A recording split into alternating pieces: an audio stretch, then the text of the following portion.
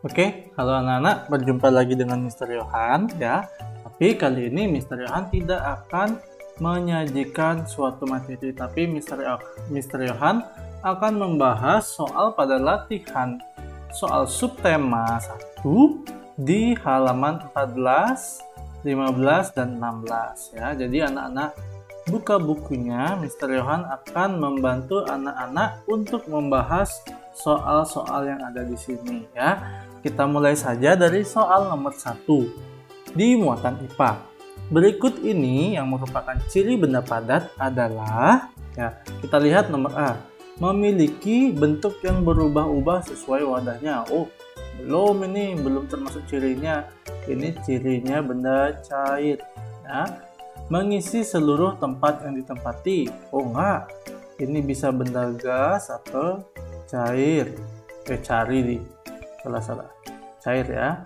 Kemudian zat penyusunnya sangat rapat. Oh, sudah jelas kalau benda padat itu merupakan benda yang zat penyusunnya sangat padat. Kalau air itu yang zat cair itu atau benda cair itu agak renggang dikit. Kalau gas baru dia sangat berjauhan zat-zat penyusunnya. Jadi sudah jelas nomor C jawabannya. Oke, kita lihat nomor D. Dapat meresap melalui celah-celah kecil. Ini benda cair. Nah, oke, lanjut nomor 2. Lilin yang dinyalakan dengan api lama-kelamaan akan habis. Peristiwa tersebut menunjukkan proses. Sudah jelas.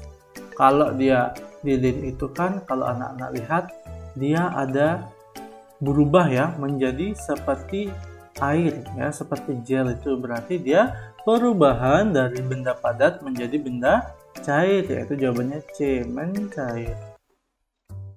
Oke, nomor 3. Saat es mencair menjadi air, maka terjadi perubahan dari benda es itu benda padat ke benda cair. Mencair. Sudah jelas, ini kata kuncinya itu adalah mencair ya. Oke, selanjutnya nomor 4. Kita lihat di sini ya. Ini biasanya bisa kalian lihat di lemari es. Ya, ini namanya kristal es ya. Bisa juga disebut bunga es. Nah, perubahan apa yang termasuk di bunga es ini atau kristal es ini? Itu dia perubahan gas menjadi apa? Menjadi padat. Ya, perubahan gas menjadi padat. Apa namanya? Ya, namanya adalah mengkristal. Terus apa yang menyebabkan perubahan wujud benda tersebut atau wujud kristal es tersebut? Karena suhu yang rendah. Terus, apakah bisa bunga es ini atau kristal es ini berubah menjadi benda lain? Oh ya, bisa. Ya, dia bisa berubah menjadi atau dia bisa mencair. Cair.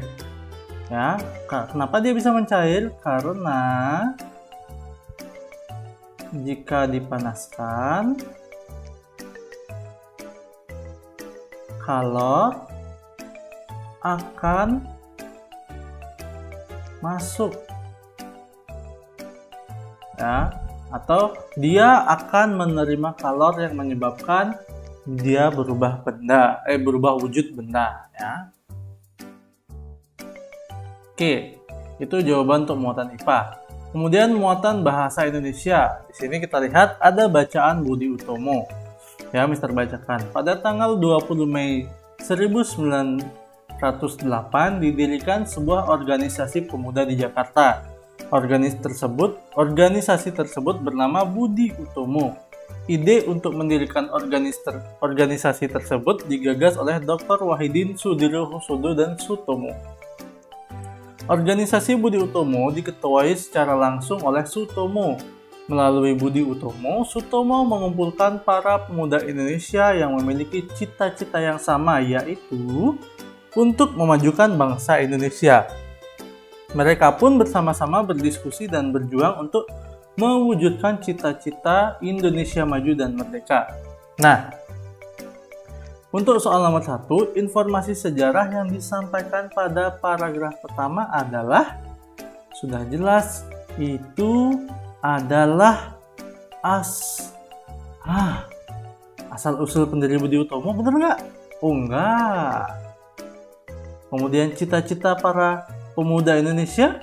Oh, belum tentu. Karena di situ nggak dijelaskan cita-citanya. Alasan berdirinya Budi Utomo? Oh, belum tentu, karena di sana tidak ada disebutkan. Yang tepat itu adalah C, tokoh-tokoh pendiri, karena disebutkan organisasi itu digagas oleh Dr. Wahidin Sudirohusodo dan Sutomo. Kemudian nomor 2, kalimatannya yang sesuai dengan isi paragraf kedua. Itu apa? Yang A? Oh, salah. Karena itu dijelaskan di paragraf 1. Yang B? Salah, karena dia sudah dijelaskan di paragraf 1. Yang C? Juga salah. Jadi, yang D itu adalah yang paling tepat. Karena di sini Sutomo itu mengumpulkan dengan cara berdiskusi. Lanjut, perhatikan informasi berikut. Pada tanggal 20 Mei 1908, didirikanlah sebuah organisasi pemuda bernama Budi Utomo di Jakarta. Kata tanya yang tepat untuk informasi di atas adalah kapan, karena menanyakan waktu, ya. Waktu. Oke, lanjut. Tanam paksa. Coba sekarang Mister kasih waktu anak-anak untuk membaca.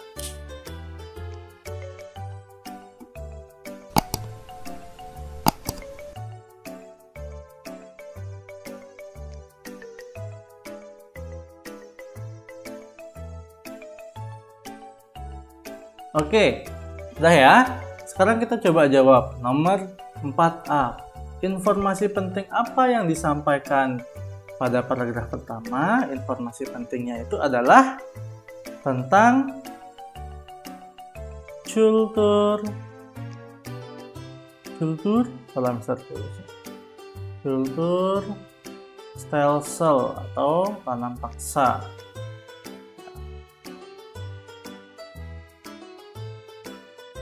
Apa itu cultur stelsel? Itu yang disampaikan di paragraf pertama. Terus ada apa ide pokok paragraf kedua? Ide pokok paragraf kedua itu adalah tentang apa? Ya, tentang jangka waktu program tanam paksa. Jadi sudah dijelaskan dari tahun berapa sampai berapa tanam paksa itu berkembang dan mencapai kejayaannya. Ya, program tersebut mencapai puncaknya atau memiliki penghasilan yang paling banyak. Nah, terus yang ketiga ya, 4C. Apa kalimat tanya yang tepat untuk paragraf ketiga?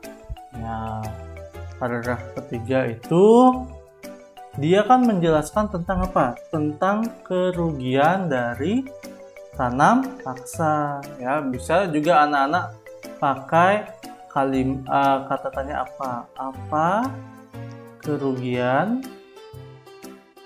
dari tanam paksa? Nah, ingat isi tanda tanya. Terus tulislah kembali teks tersebut ke dalam satu paragraf dengan bahasamu sendiri. Ini tidak Mister bahas karena Mister rasa anak-anak sudah dapat menulisnya dengan bahasa sendiri-sendiri. Ya, tapi kalau ingin menuliskan dengan bahasa sendiri, harus itu ada tentang apa itu cultur stelsel, siapa penggagasnya, terus kapan itu cultur stelsel itu berlangsung, dan apa kerugiannya. Itu harus ada inti-intinya ya, harus ada keempat itu. Kalau keempat itu sudah dibuat, Mister yakin jawaban anak-anak benar. Ya, lanjut. Oke, sekarang kita ke muatan SBDP ya. Di sini yang ditanyakan adalah berikut yang bukan merupakan ciri-ciri Ya, ingat yang bukan merupakan ciri-ciri tangga nada diatonis mayor. Kita lihat diatonis mayor itu do sama dengan C. Habis itu tangga nadanya 1 1 setengah 1 1 1 setengah. Kemudian dia bersemangat. Oke, kita cek sekarang. Do sama dengan A. Oh, berarti ini bukan ya. Berarti ini tepat jawabannya. Kalau yang ini memiliki jarak nada 1 1 setengah 1 1 1 setengah. Oh, ini salah. Karena memang benar ya ini jawabannya. Penuh semangat. Oh ya, juga benar. Cenderung sedih. Diatonis mayor sedih? Enggak, diatonis mayor itu sedih? Ya. Kalau diatonis mayor itu sedih? Jelas tidak, karena diatonis mayor itu bersemangat ya. Jadi ini juga bisa jawabannya. Jadi di sini terdapat dua jawaban, yaitu A dan D. Kemudian jarak susunan tangga nada diatonis minor. Diatonis minor itu 1,5 1/3 kali setengah 1. Nah, ini salah, berarti yang ini punyanya mayor. Salah, bukan mayor. Ini salah. Yang ini benar, 1,5 1/3 kali setengah 1. Yang ini salah ya. Lagu Gundul-Gundul Pacul merupakan lagu yang bertangga nada diatonis mayor karena dia bersemangat. Tulislah dua lagu daerah yang menggunakan tangga nada diatonis minor. Ini ada namanya Bubui Bulan dan apa lagi? Ayo. Apa lagi? Ya. O Inani Keke. Itu ada judul lagu O Inani Keke. Kemudian ada juga lagu Butet dari Sumatera Utara, bisa. Jelaskan perbedaan lagu bertangga nada mayor dan minor. Oke, kalau mayor kita buat ini minor. Kalau mayor itu dia tangga nadanya seperti yang ini ya. Mister singkat dia 1 1 setengah 1 1 1 setengah. Kalau minor 1 setengah, satunya 3 kali 1 3 setengah 1. Oke. Kalau mayor tuh bersemangat. Ya, kalau ini cenderung sedih. Kalau yang mayor dia do sama dengan C. Nah, ini do dengan A. Diakhiri dengan nada A, diakhiri dengan nada C. Oke, kemudian lanjut PPKN. Sikap yang harus dikembangkan dalam masyarakat yang beragam seperti Indonesia adalah A. Memandang budaya sendiri lebih baik. Oh, salah nih. Berteman dengan teman yang memiliki suku sama saja. Oh, nggak boleh. Saling menghargai perbedaan dalam keberagaman. Ya, ini tepat jawabannya. C. Bigel berasal dari suku Batak. Saat ada pagelaran budaya di sekolah, Bigel dan teman-teman diminta untuk menampilkan tarian pendek dari Bali. Sikap Bigel yang sesuai dengan upaya melestarikan budaya nasional adalah belajar tari pendek dan ikut menarikannya. Ya, belajar tari pendek dan ikut menarikannya. Kemudian peristiwa sejarah yang berhasil menyatukan bangsa Indonesia, terutama pemudanya, yaitu Kongres Pemuda, atau boleh juga dibuat Sumpah Pemuda. Ya. Jelaskan faktor-faktor yang menjadi penyebab keberagaman. Yang pertama, letak geografis. Ya. Yang pertama itu letak geografis. Kemudian yang kedua itu ada sejarah, ya, faktor sejarah. Dan yang ketiga itu ada faktor kenampakan alam. Ini Mr. Johan sudah jelaskan ya, kenampakan alam. Tuliskan masing-masing suku ya. Tuliskan masing-masing 3 suku yang berasal dari tiap pulau besar di Indonesia. Oh, ini juga sudah Mr. Yohan berikan tugas ke anak-anak. Jadi anak-anak bisa lihat catatannya itu lagi. Yang terakhir, IPS. Potensi Indonesia yang menarik bangsa asing untuk singgah itu adalah ya rempah-rempah. Organisasi yang menandakan kebangkitan nasional Indonesia adalah, tadi ada dibacaannya, A. Budi Utomo. Perjuangan rakyat Maluku yang dipimpin oleh Sultan Ternate dilakukan untuk mengusir bangsa. Siapa yang dilawan sama Sultan Ba'abullah? Bangsa Portugis. Faktor internal dan faktor eksternal. Nah, faktor internalnya ini Mister buat di sini ya karena agak panjang.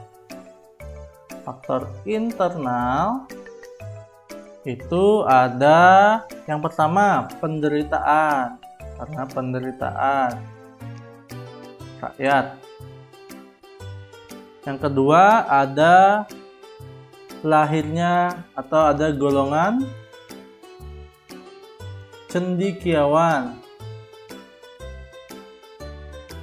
Ya, yang ketiga karena dia ingat tentang kejayaan kerajaan Indonesia di masa lalu. Indonesia di masa lalu ya. Ini ada 3 yang internal, yang eksternal. Ya, yang eksternal itu ada 3. Yang pertama, kemenangan ya. Kemenangan Jepang. Nah, yang kemenangan Jepang.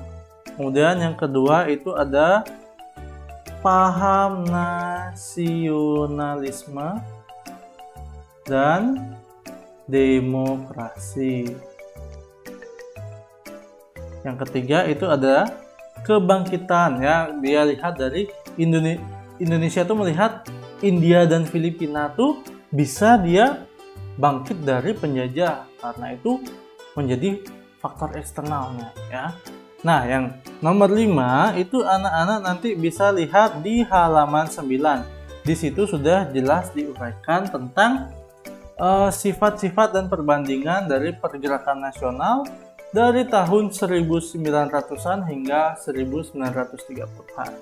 Oke, sekian saja video pembahasan soal kali ini. Semoga anak-anak bisa mengerjakan evaluasi nanti dengan baik ya. Oke, Mister tutup saja video kali ini. Sampai jumpa, tetap sehat, dan Tuhan Yesus memberkati. Salam sehat.